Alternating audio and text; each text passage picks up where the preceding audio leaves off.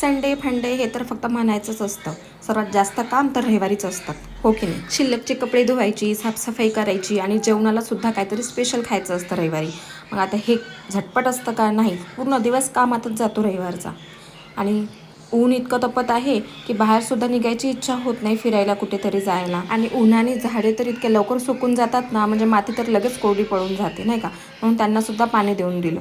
आणि ही बाहेरची जी साफसफाई करायची होती ती चांगले धुवून वगैरे साफसफाई करून घेतली. आणि आज स्पेशल मेनू जो होता तो होता बिट्ट्यांचा. म्हणजे आज खूप दिवस झाले बिट्ट्या खाल्ल्याच नव्हत्या, म्हटलं चला आज ना बिट्ट्याच बनवून घेऊ.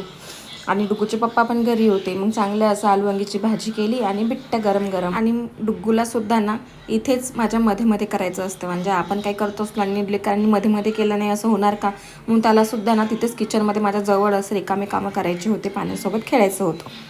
तर माझा स्वयंपाक वगैरे पूर्ण रेडी झाला आणि आम्ही जेवण केले. तर असा गेला आमचा संडेचा दिवस. तर भेटूया नेक्स्ट ब्लॉगमध्ये, तोपर्यंत बाय.